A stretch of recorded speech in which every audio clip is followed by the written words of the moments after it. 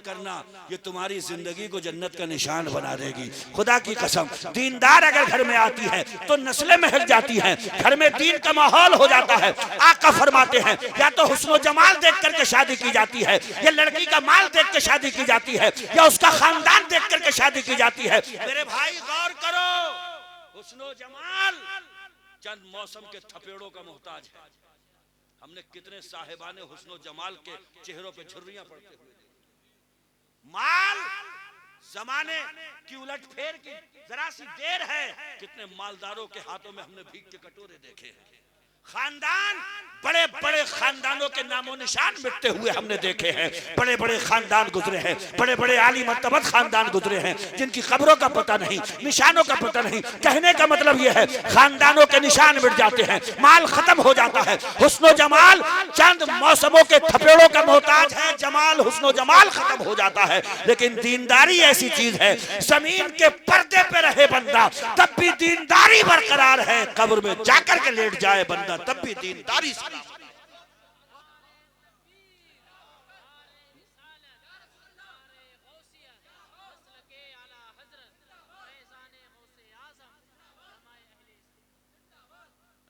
अभी क्या फरमा रहे थे कि हुजूर ने क्या पूछा, महर में क्या दिया है? खुदा की कसम, कुरान का शौक रखने वाली, तिलावत का शौक रखने वाली, मुसल्ले पे रातें गुजारने वाली औरत अगर मिल जाए तो किसी तावीज की जरूरत ही पेश ना आए। आज मियाओं के पास झमगटे लगाए बैठे हो, मियाँ तावीज दे दो, मियाँ ऐसा दे दो, कहते हर्राफा निकली, नाक में दम कर दिया है, जीना दो भर कर दिया है। किसी चीज की जरूरत नहीं पड़ेगी। नमाज पढ़ने वाली का चुनाव करो, कुरान पढ़ने वाली का चुनाव करो, दीन का दर्द रखने वाली का चुनाव करो। खुदा की कसम, अगर कुरान पढ़ने वाली होगी फाकों पे गुजारा कर लेगी, नमाज पढ़ने वाली होगी तंगी में साथ देती चली जाएगी। अगर अल्लाह से मोहब्बत करने वाली होगी तो शौहर के कदमों में बिछने का मिजाज रखेगी।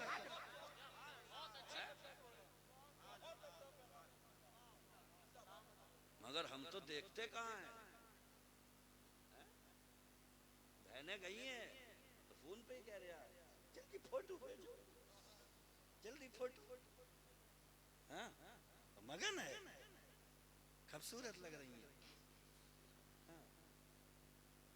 ढांचा बिगाड़ देगी आकर। बहुत हिसाब से। मोहम्मद मुश्ताक साहब अक्सर फरमाते हैं, शादी बिजली के तार की तरह होती है, तार सही जुड़ गया तो उजाला ही उजाला, और गलत जुड़ गया तो झटके ही झटके हैं। तो दुआ मांगा करो कि अल्लाह ताला हर एक का ये तार सही तरीके से जुड़वाए। पूरी पूरी जिंदगी गुजर जाती है मगर पटती नहीं है। हाँ, चारपहिया पे बैठे थे बुड्ढन, बराबर में पीस रही है वो मसाला बुढ़िया, और बुड्ढन तंग आकर के बुढ़ापे की उम्र को पहुंच गए, पटी नहीं। दुआ कर रहे थे, या अल्लाह या तो मुझे उठा ले या फिर तो वो मसाला पीस रही थी, पत्थर का उठाया पूरा जिससे पीस रही थी, और क्या बुड्ढन दुआ पूरी करो। ये क्या कह रहे हो या फिर? पत्थर देखा हाथ में तो सोचा ये तो चुचिया देगी, तो बोले या अल्लाह या तो मुझे उठा ले या फिर मुझे ही उठा ले। ये क्या है? उम्रें गुजर गई, उम्रें गुजर गई, उम्रें गुजर गई, पटी नहीं। मगर बात सिर्फ इतनी है कि अगर अल्लाह और रसूल का कहना मानने वाली होगी तो समझौते भी कर लेगी, कभी कभी दब भी जाएगी, कभी कभी लच भी जाएगी। इसलिए कि हुजूर अकरम सल्लल्लाहु अलैहि वसल्लम ने इरशाद फरमाया, जब मियाँ बीवी में अनबन होने लगे एक खामोश हो जाए, झगड़ा खुद फना हो जाए। एक सहाबी रसूल थे, घर में हमेशा मुस्कुराते रहते थे, तो बीवी कहती थी क्या बात है तुम हंसते रहते हो? तो कहने लगे क्या करूं, मैंने अपने आका को हमेशा मुस्कुराते हुए देखा है तो मैं भी मुस्कुराता रहता हूं। अच्छा मुझे बताइए कि ऐसे लोग जो देखने में ऐसे लगते हैं जैसे मुंह में नींबू निचोड़ दिया है, हमेशा मुंह फूला हुआ, इन्होंने भी कौन से पहाड़ खोद दिए, इन्होंने कौन से समंदर उलीच दिए, तो मेरे भाई मुंह बना के रहने की जरूरत क्या है? क्या जरूरत है ये दिखाने की मैं बहुत तुर्रम खा हूं? और मेरे भाई घर में तो वैसे भी मर्द को बच्चा बन के रहना चाहिए, घर के बाहर बाहर निकलो तो मर्द बन के रहो, घर के अंदर बीवी बच्चे में चले जाओ तो फिर बच्चे बन के रहा करो। खुदा की कसम अगर हालात घर के ये हो जाए तो फिर मेरे मुस्तफा करीम सल्लल्लाहु अलैहि वसल्लम की प्यारी जिंदगी याद आती है। आप अपनी बीवियों के काम में उनका हाथ इसीलिए बटाया करते थे कि उनकी दिलजोई हो जाए, उनका मान सम्मान रह जाए। जब शौहर अपनी बीवी के काम में थोड़ा सा हाथ बटा दे, खुदा की कसम उसके चेहरे पे जो मुस्कुराहट आती है वही उसे जिंदा रखने वाली है, वही उसे जवान रखने वाली है, वही उसे सेहत बख्श मंजर तुझे देने वाली है। अगर आप भी चाहते हैं कि घर जन्नत के निशान बने तो मुस्तफा की सुन्नत पे अमल करते हुए, अगर कोई भारी चीज है उठा के इधर से उधर रख दोगे जरा सा वक्त लगेगा और खुदा की कसम मुस्तफा की सुन्नत पे अमल।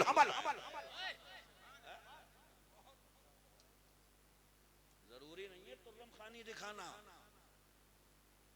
अगर कुरान ने जहां पे ये कहा है रिजाल कव्वामून अलन निसा, मर्दों को हाकिम बनाया गया है औरतों पे, मगर अब तो इसका भी उल्टा ही हो रहा है। हाकिम बनाया था मर्दों को और कुरान ने कहा यह था कि तुम घर की चार दीवारी में संभाल के रहो और मर्द देखेगा बाहर के सारे काम। मगर ऐसे कंडिया पकड़ाई है इस औरत ने कि बाजार में ले जाकर के झटके दे दे के कहती है कहां रह गए, मैं कहां से कहां निकल गई, पीछे ही लत्तड़ पत्तड़ कर रहा हूं, भागते हुए आगे को आओ।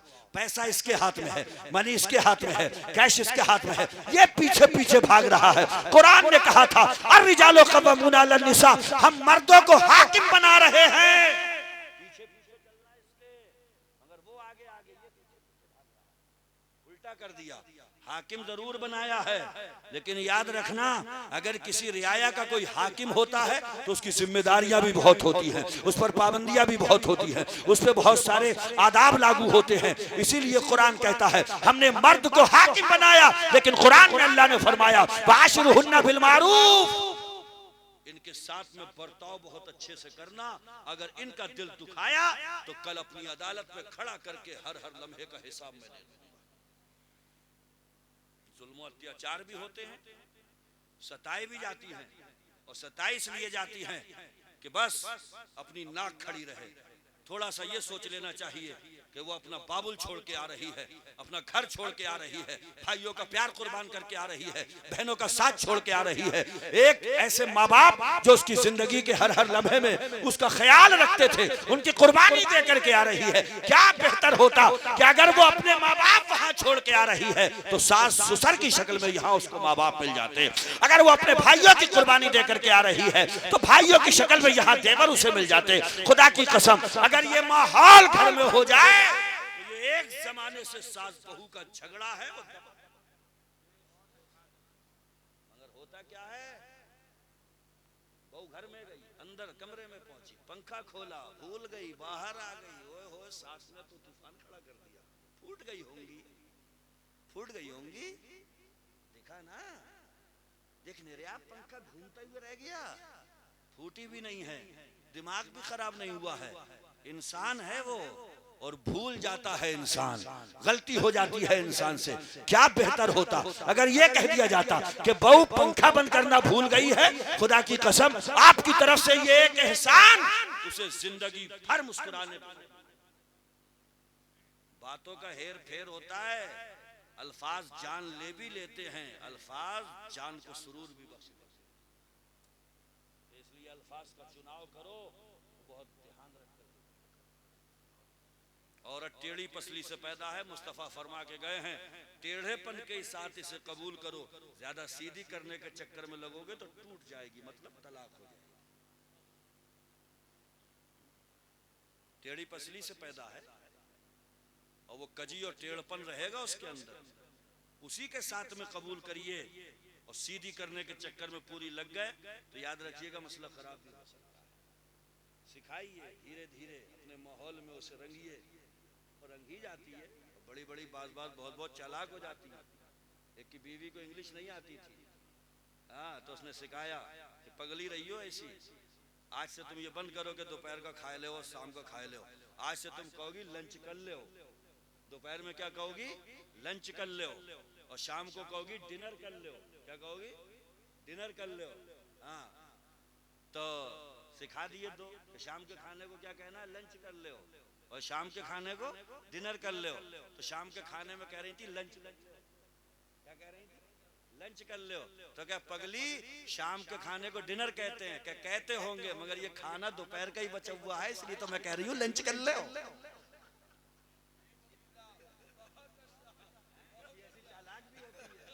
बड़ी बड़ी चालाक भी पड़ी हैं। हाँ भाई, तो कह रही थी कि दोपहर का ही बचा हुआ है, तभी तो कह रही हूँ कि लंच कर लो। ऐसी ऐसी चालाक भी हैं। और कौन कहता है कि औरत बेवकूफ होती है? बड़ी बड़ी अजीमुल मर्तबत खवातीन इस दुनिया में गुजरी हैं। कहने का मकसद ये है कि शादी गाड़ी के दो पहिए हैं, मुतवाजिन रखिए, बराबर बैलेंस बना करके रखिए, न बहुत ज्यादा ओवर हो जाइए न बहुत ज्यादा लो हो जाइए। इमाम गजाली ने फरमाया कि दो चीजें अपनी बीवी से छुपा के रखा करो, दूल्हा बैठा हुआ हो तो वो भी सुने। इमाम गजाली फरमाते हैं, एक तो ये मत बताओ कि मैं कमाता हूं। अगर शेखी में ये कह दो कि तू उड़ा मैं बहुत कमाता हूं, भाई साहब 6 महीने में दिवालिया निकाल देगी। और अगर ये कहोगे कि हिसाब से चलिए भाई, अपना थोड़ा मामला ही ऐसा है, तो घर घर में बैठ के बेइज्जती करेगी। हमारी अम्मी ने इनके सर बांध दिया, जे कमाई ना पावे। क्या नसीहतें हैं बुजुर्गों की, सुभान अल्लाह। कैसी कैसी जामे नसीहत करके गए हैं। फरमाते ये मत बताओ कि तुम कमाते कितना हो, अगर ज्यादा बताओगी दिवालिया निकाल देगी, और कम बताओगे तो बेइज्जती। हमने देखा कि शुरू शुरू में शादी हुई तो पूरा ही चिट्ठा खोल दिया। मैंने 1977 में ये किया था, 72 में ये किया था, 73 में क्या क्या थे, पूरा चिट्ठा सुना दिया, सब कुछ खुल गए। अब वो कह रही है बताओ 73 में क्या किया था। वो अल्लाह के बंदे, जीवन साथी है, शरीके सफर है, ठीक है, बहुत हिसाब से रहो। मियाँ बीवी का जोड़ा, खुदा की कसम, इन्हें कुरान में कहा गया, हुन्ना लिबासुल लकुम व अंता लिबासुल लहुन, तुम इनका लिबास हो, ये तुम्हारा लिबास है। लिबास जानते हो, चेचक के दाग हो, धब्बे हो जिस्म पे, लिबास की खुसूसियत ये है, कुर्ता पहन लो जिस्म के सारे दाग धब्बे छुप जाते हैं। क्यों कहा कुरान ने लिबास? इसलिए कहा कि एक औरत अपने मर्द की इज्जत को ढांप के रखती है और एक मर्द अपनी बीवी की इज्जत को ढांप के रखता है। सबूत चाहिए तो सुनिए। बारगाह रसूल में एक मेहमान बैठे हैं, सहाबी रसूल हजरत अबू तलहा आए, कहने लगे या रसूल अल्लाह ये कौन है? आका ने फरमाया हमारे मेहमान हैं। अबू तलहा कहने लगे या रसूल अल्लाह, अगर आपकी बारगाह से इजाजत मिले तो हम इन्हें अपने घर पे ले जाना चाहते हैं, आज मैं इन्हें अपना मेहमान बनाना चाहता हूँ। देखो घर की इज्जत कैसे बना के रखी जाती है, घर की इज्जत में कैसे चार चांद लगाए जाते हैं, अपनी मुफलिसी और गरीबी पे कैसे पर्दा डाला जाता है। आओ सीखना है तो बारगाह मुस्तफा में परवरदा सहाबा से सीखो, सहाबियात से सीखो। हजरत अबू तलहा हुजूर के सहाबी हैं, मेहमान को घर ले गए और बीवी से जाकर के कहते हैं बताओ घर में खाना कितना है? बीवी कहती हैं हमारे 2 बच्चे हैं, एक आप हैं एक मैं हूँ, या तो दोनों बच्चे खा सकते हैं या आप खा सकते हैं या मैं खा सकती हूँ, एक बंदे की खुराक है। हजरत अबू तलहा ने कहा बीवी मेहमान लेकर के हम आए हैं, दोनों बच्चों को भूखा सुला दो, दोनों बच्चों को भूखा सुला दो, मेहमान के साथ में हम दोनों बैठेंगे।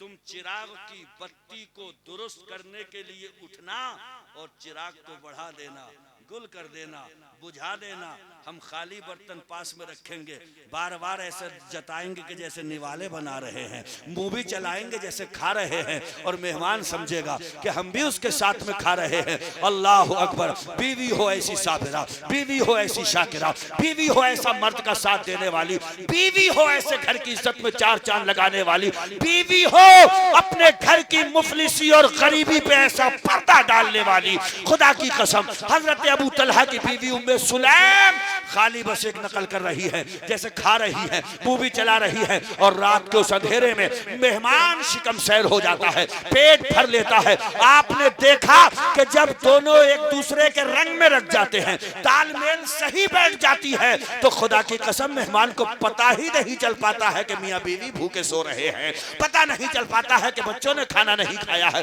पता नहीं चल पाता है कि घर में मुफलिसी ने डेरे डाले हैं, मालूम ही नहीं हो पाता कि गरीबी ने घर को चारों तरफ से घेर लिया है। अगर तालमेल बीवी की और मियां की सही बैठ जाती है, अगर गुर्बत में भी गुजर रही हो तो खुदा की कसम जमाने को पता ही नहीं। ये है मुस्तफा की बारगाह के तरबियत याफ्ता। आज के दौर में कहा था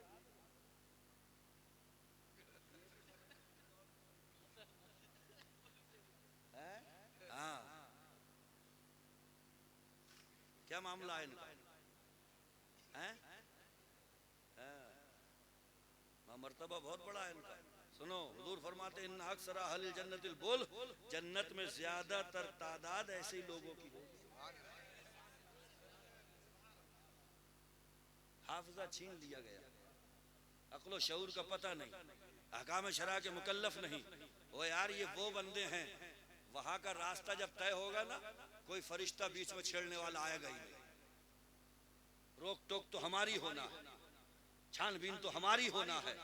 और खुदा की कसम ऐसी छानबीन होना है कि सरकार आला हजरत को भी छानबीन याद आई तो कहने लगे मैं मुजरिम हूँ आका, मैं मुजरिम हूँ आका, मुझे साथ ले लो कि रास्ते में है जा बजा थाने वाले। जो जन्नत का रास्ता है, आखिरत का रास्ता है, वहां पे जो फरिश्ते चेक इन के लिए, छानबीन के लिए, छान फटक के लिए खड़े हैं, अपने वक्त का मुजद्दिद भी कह उठा मैं मुजरिम हूँ आका, मुझे साथ ले लो कि रास्ते में है जा बजा थाने वाले। लेकिन सरकार फरमाते हैं इन्ना अक्सर अहलिल जन्नतिल बुल,